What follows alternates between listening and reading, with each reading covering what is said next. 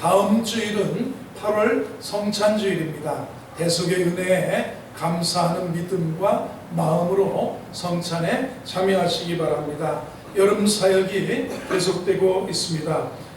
중고등부 수련회, 청년부 MT, 그리고 장로, 중직자 MT, 장로 부부 MT로만 인원을 제한할 수밖에 없겠습니다. 좀 인원이 여유 있으려고 했는데 숙소 제한상 중직자는 다음에 가을에 우리 전교인 MT로 대신하고요, 장로 부부 MT로 하겠습니다. 기도해 주시기 바랍니다. 장마가 끝나고 본격적인 무더위 또 휴가철입니다. 안전관리, 마음관리, 영성관리에 만전을 다하여 기하여 주시기 바랍니다. 수요 저녁 예배, 금요 밑거름 기도에 적극 동참을 기대합니다. 영적인 성장과 축복은 예배를 통해서 우리에게 옵니다. 새벽 예배 차량 운행 중입니다. 새벽 기도에 도전하시고 동참하시기 바랍니다. 부모의 새벽 기도, 자녀의 평생 축복의 밑거름입니다. 본당 청소 및 쓰레기 분리수거, 화장실 청소, 오늘은 할렐루야 목장이 이번 주에 수고해 주시겠습니다. 은혜로운 예배를 위해서 예배 시간에 늦지 않도록 미리 오셔서 찬양으로 마음 여시고 예배에 적극적으로 임하실 수 있기 바랍니다. 성도는 늘 복음을 전하는 자로 살아야 합니다. 가족에게, 친척들에게, 친구들에게, 이웃들에게 복음을 전하고 주님께로 그들을 초청하는 복음 전도자의 삶을 계속해서 살아갈 수 있기 바랍니다. 우리 전후자에 계신 분들에게 더위에 잘 지내셨습니까? 보겠습니다. 은혜 받으시기 바랍니다. 해보겠습니다. 아멘. 오늘은 마음의 관리, 이런 제목으로 말씀을 통해서 은혜를 나누도록 하겠습니다. 제목을 두 번만 읽어보겠습니다. 시작. 마음의 관리, 마음의 관리.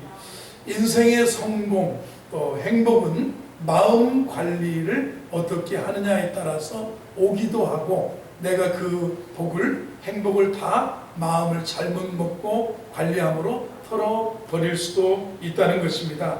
그래서 세상 사람들도 세상 만사 마음 먹기에 달려있다. 예수님 안에서도 그렇습니다. 긍정적인 믿음, 또 하나님을 늘 믿는 마음으로 살아가는 것하고 불신과 불평과 원망의 마음으로 살아가는 자의 삶은 다르다는 것을 우리가 알 수 있습니다. 잠언 16장 32절에 자기의 마음을 다스리는 자는 성을 정복하는 용사보다 낫다고 그랬습니다. 사람은 마음 관리에 따라서 자신의 브랜드를 만들어 낸다고 봅니다. 안타깝게도 마음이라는 것은 엑스레이도 MRI로도 촬영할 수 없습니다. 마음이 어디에 있던가요? 마음이 어떤 사람은 머리에 있다고 돼 있고, 마음이 어떤 사람은 심장에 있다고 되는데 심장을 바꿔도 그 마음이 다르더라는 거예요. 그런데 훌륭한 목회자였고 상담 치유 목사였던 고든 맥도날드 목사님이 이렇게 정의했습니다. 마음이라는 것은 보이지 않는 내면의 세계다 그랬습니다. 그래서 마음 탐구라는 학문도 생겨났습니다. 마음은 심장이나 위장처럼 몸의 기관이 아닙니다. 눈에 보이지가 않습니다. 그런데 우리가 사용하는 말을 들어보면 마음이라는 표현이 엄청나게 우리가 사용하는 언어 가운데 나타납니다. 마음에 든다고 말합니다. 마음이 간다고 말합니다. 마음이 끌린다고, 마음에 찬다고, 마음에 담겠다고, 마음이 너랑 나랑 맞다고, 마음에 새기겠다고, 마음 든든하다고, 마음이 놓인다고 합니다. 마음이 무겁다고, 마음이 복잡하다, 마음에 걸린다, 마음이 가볍다, 마음이 참 홀가분하다, 마음 편하다, 마음이 행복하다고도 말합니다. 그리고 어떤 사람을 향해서 마음이 참 곱다, 마음이 참 착하다, 마음이 참 예쁘세요, 마음이 어두워 보입니다, 마음이 밝아 보입니다, 저 사람 마음 변했어요 그럽니다. 마음을 바꿨어요. 마음이 상했나 보다 그럽니다. 마음이 아프다 그러고, 마음이 괴롭다 그러고, 슬프다 그러고, 마음이 바쁘다고도 말합니다. 마음이 무너진다고 합니다. 마음이 사나워졌다, 강팍해졌다고 합니다. 마음이 피폐해졌다고도 말합니다. 마음을 가라앉혀야 된다고도 말합니다. 마음을 녹인다고도 합니다. 마음을 비우라고도 합니다. 마음을 고치라고도 합니다. 마음에 간직하겠다고도 합니다. 마음을 다스리자고도 하고요. 마음을 새롭게 하자고 합니다. 마음을 즐겁게 하자고. 이게 마음에 관련된 삶이 얼마나 우리 삶에서 마음이 이렇게 중요한지를 우리가 볼 수가 있습니다. 그래서 마음 관리라는 제목으로 말씀을 통해서 은혜를 받기를 원합니다. 그래서 우리는 몸 관리 이전에 뭔 관리를 잘해야겠으나 마음 관리를 잘해야 된다는 겁니다. 몸의 건강 이전에 마음의 건강이 우선일 수 있습니다. 잠언 4장 23절은 이렇게 말씀합니다. 무릇 지킬 만한 것 중에 더욱 내 마음을 지켜라. 생명의 근원이 이에서 납니다. 지킬 만한 것보다 더욱더 내 마음을 지키라는 겁니다. 마음이 건강해야 몸도 건강해집니다. 때로는 마음이 울기 때문에 몸이 아픈 거예요. 마음이 아프기 때문에 몸도 아파지는 거예요. 우리나라 의사 중에 한 분인 전세일 박사라는 분이 이렇게 말했습니다. 나를 치료할 수 있는 가장 유능한 의사는 바로 나 자신이다 그랬습니다. 히포크라테스라고 의학의 시조라고 말합니다. 마음만큼 위대한 의사는 없다.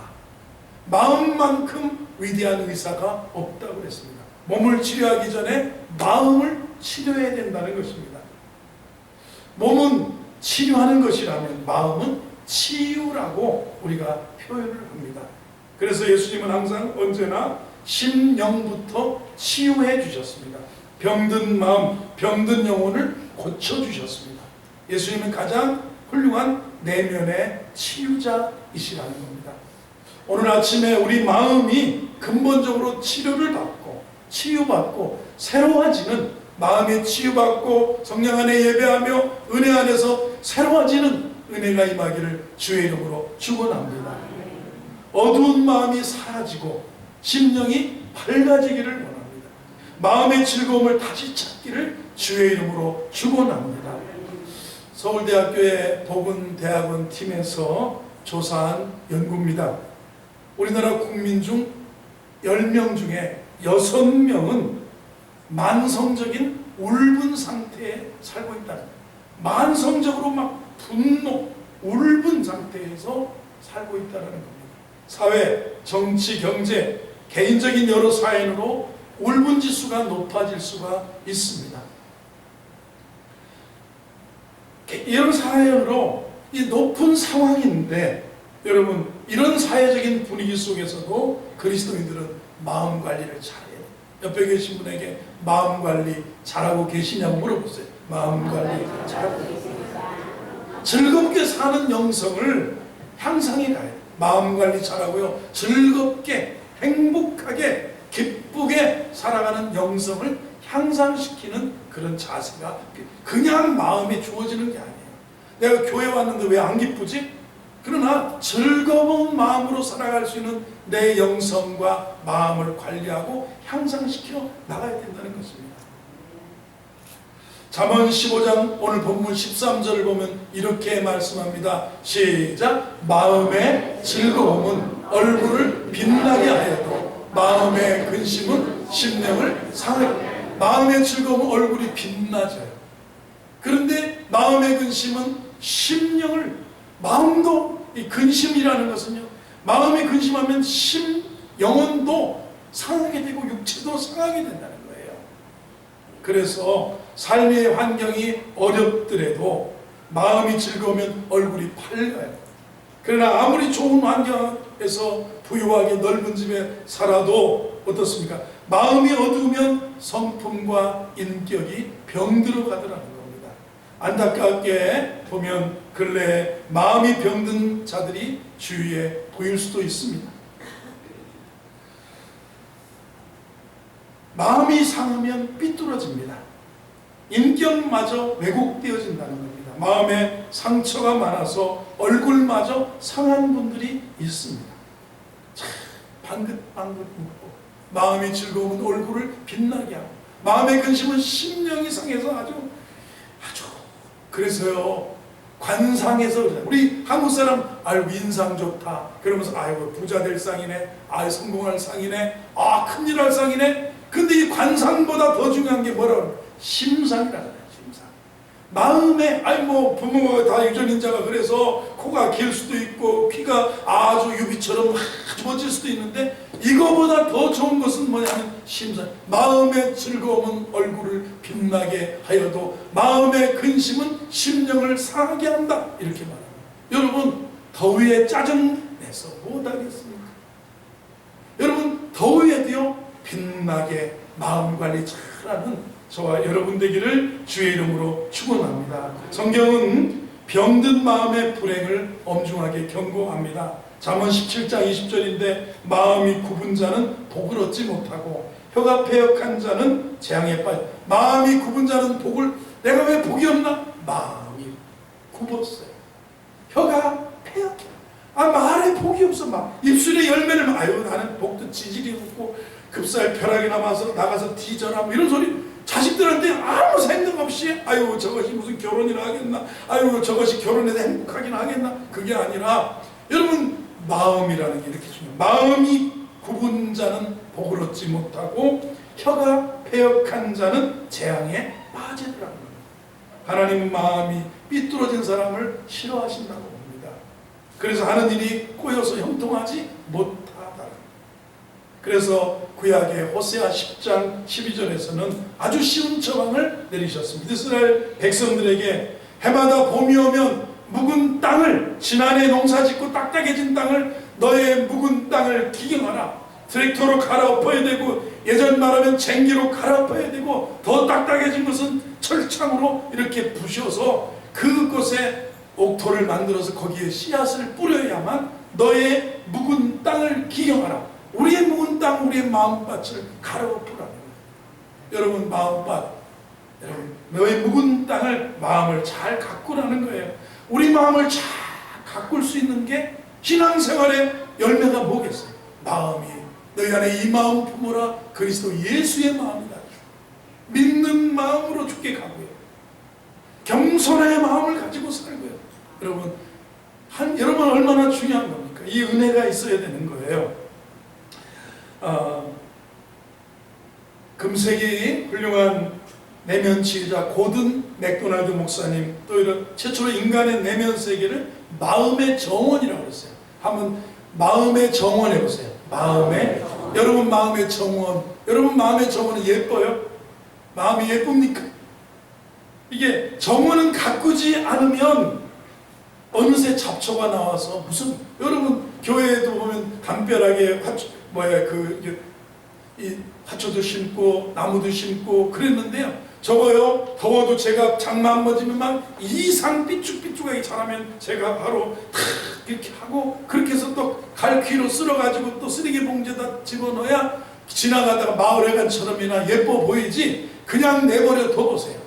내버려 두면 이 길가에 오래된 연잎처럼 아무도 쳐다보지 않는 그쪽이 똑같은 나무인데 이건 무슨 뭐 폐가 마냥 없어요. 제가 지나가면서 그래요. 이 동네도 좀 오래된 동네지만 그 구청에다 얘기해서 전화 한 통이면 되면 그 삐쭉삐쭉하게 자라난 제멋대로 자라는 향나무가 있으면 요걸 좀 쳐주세요. 요걸 좀 잘라주세요. 그러면 되는데 누군가가 옆에서 전화해서 자기 앞에 있는 다세대지만 그걸 자르다 가면 옆에서 우리 거든요. 안 됩니다. 저희는 이 전화 와서 이 허락 맡은 데만 하는 겁니다. 그러면서 그분이 야박하게 갈 때 이렇게 있어요. 가꿔야 돼. 똑같은 나무라도 가꿔야 되는데 마음의 정원 가꾸고 계십니까? 내 마음의 정원에 하나님 찾아오셔서 편안하게 거하시도록 만들어가요. 이런 질문 해보고 싶어요. 내 마음은 주님이 오셔서 머물기에 얼마나 평안한 곳입니까? 아이고야 나도 못 살겠다. 내 마음이 들어가서 너희 몸이 하나님의 성전인 것과 하나님의 성령이 너희 안에 거하시는 것을 알죠. 성령님이 오셨더니 막 내 마음이 두근두근두근하고 성질을 빨리 내고 펀치를 크게 날리고 막 그러면 내 마음에 주님이 오시겠어요? 계시던 주님도 근심하고 떠나가실 수 있어요. 여러분, 요즘 여러분의 마음은 무엇으로 채워져 있는 것 같습니까? 짜증입니까? 기쁨입니까? 울분입니까? 행복입니까? 고난받은 자는 그날이 다 험악하나 마음이 즐거운 자는 항상, 마음이 즐거운 자는 항상 뭐라고요? 잔치합니다. 여기 항상 잔치하며 삽시다. 아니, 뭐가 좋아서 고목사님은 저렇게 좋으시대? 우리가 헌금하면 혼자 다 잡숫나 보다 많이 성질난다? 이게 아니라 그래요. 옆에 보면 아유 무슨 좋은 일이 있어서 그래. 13절 다시 한번 보겠습니다. 오늘 본문 마음의 즐거움은 얼굴을 빛나게 하여도 마음의 근심은 심령을 마음의 근심은 심령이 상하면 얼굴도 표정도 그렇다는 겁니다. LA에서 목회하시는 강준민 목사님이라는 분이 계십니다. 마음의 정원을 가꾸는 지혜라는 이런 제목의 책에서 이렇게 말했습니다. 리더십의 권위자인 존 맥스웰 목사님의 열매 맺는 지도자에서 인용해서 이런 얘기를 썼습니다. 동서독이 나눠져 있을 때 동쪽은 소련의 영향으로 공산국가고 서쪽은 민주진영 아니겠습니까? 서독, 동독입니다. 그런데 일단의 동베를린, 동독의 사람들이 한 트럭의 쓰레기를, 더미를 서베를린 진영으로 와가지고 싹 쏟아 부어놓고 도망갔습니다. 그래서 동베를린 사람들이, 그러니까 서쪽의 베를린 사람들이 그거를 자기들 트럭에 다 담고 이거를 똑같이 건너편에 가가지고 집어 던지고 올까 하다가 회의를 했는데 그러지 말자는 겁니다. 쓰레기는 우리가 치우고 음식 깡통, 통조림, 캔 그런 것들을, 부식들을, 선물 세트들을 가득 실어가지고 동베를린 진영에다가 부어놓고 팻말을 하나 붙여놓고 왔습니다. 사람은 각각 자기 속에 있는 것을 준다 그랬어요. 사람은 각자 자기 속에 있는 것을 준다 그랬어요. 여러분 마음속에 무엇을 간직하고 있습니까?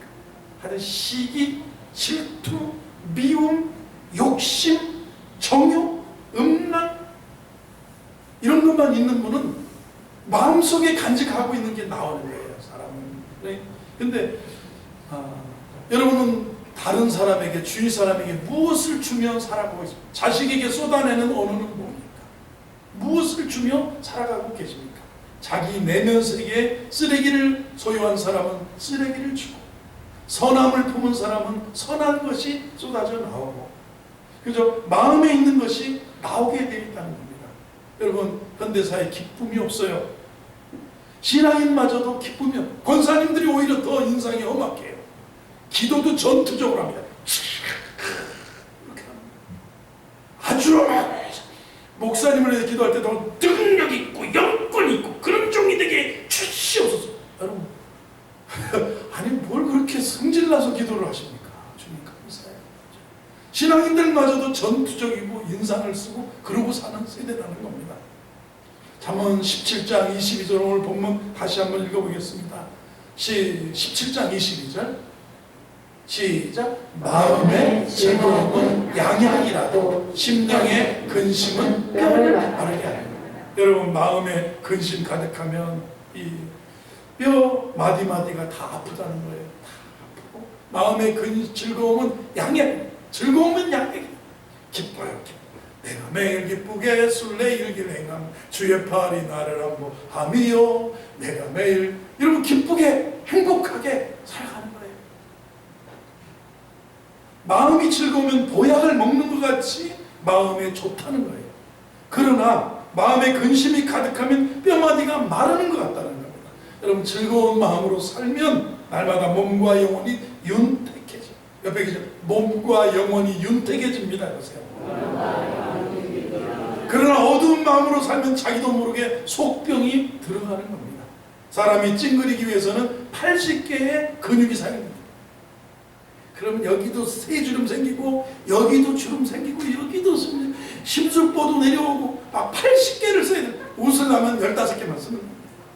15개. 웃는 데는 헬렐레는 뭐 쉬운 거예요. 헬렐레 뭐냐. 이 꼬리만 올려도 되는 거예요. 가장 가장 중요해요. 저도 나이가 들어 이렇게 내려가, 입술이 내려가는데, 그래서 책을 읽을 때 볼펜을 물고 내가 책을 읽을 때도 있어요. 막 웃으려고. 목사의 인상도 중요하잖아요. 이렇게 물고 이렇게 연습하려잖아요. 연예인 그냥 연예인 되는 게 아니래잖아요. 그냥 거울 보고 막 웃고 연습하고 그러는 거예요.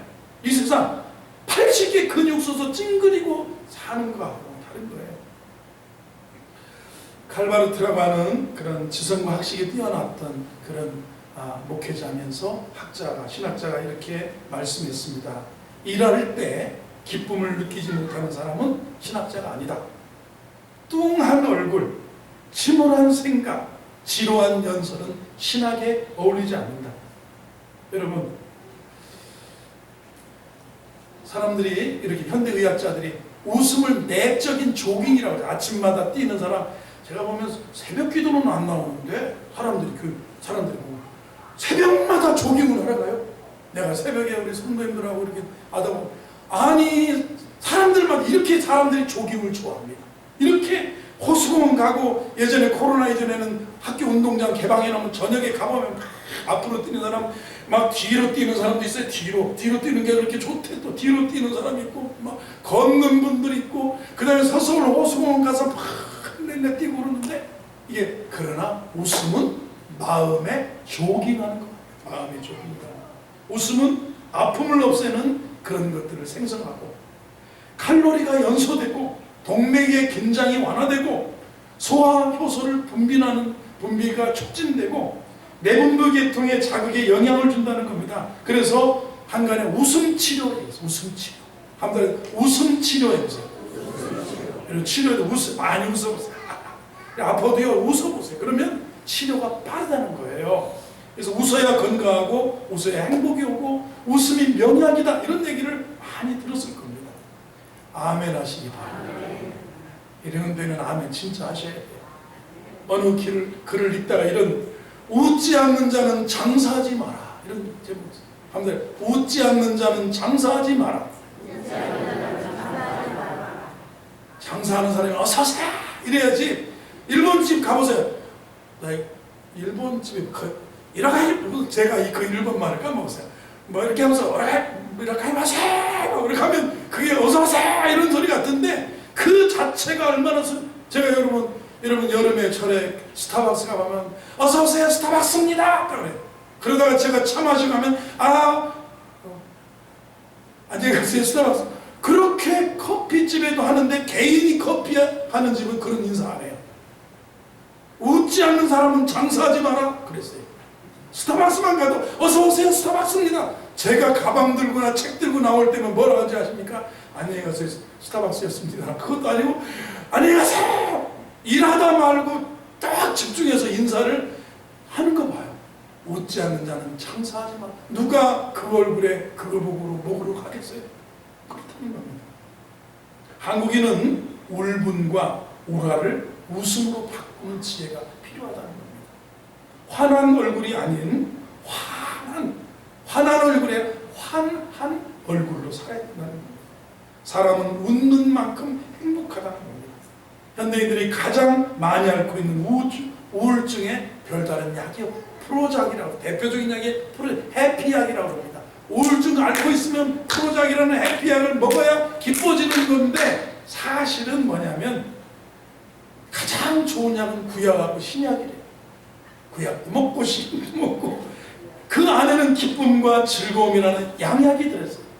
마음의 즐거움은 양약이라도 심령의 근심은 뼈를 마르게 한다. 요즘 같은 세상에서 우리가 어떻게 해야 즐거운 마음으로 살아갈 수 있을까? 서론이 오늘 길었습니다. 본론은 두 가지만 말씀을 통해서 은혜를 나누기 원합니다. 예수님 마음을 품고 살아야 된다는 겁니다. 아무튼 예수님의 마음을 품고 살아갑시다. 사도 바울은 빌립보 2장 5절에서 너희 안에 이 마음을 품으라, 곧 그리스도 예수의 마음이라 그랬습니다. 예수님의 마음으로 내 마음을 다스리고 지키는 만큼 기쁘고 즐겁게 살아갈 수 있다는 겁니다. 명령하는 겁니다. 내 마음을 다스리고 지키는, 예수님의 마음으로 내 마음을 다스리고 지키는 만큼 즐겁고 행복하다. 내 안에 예수님의 마음을 품으면 흔들리지 않고 요동하지 않고 꿋꿋하게 살아갈 수 있기 때문에 근본적인 치유처럼 너희 안에 이 마음을 품으라. 곧 그리스도 예수의 마음. 옆에 계시면 예수님의 마음을 품고 삽시다 해보세요.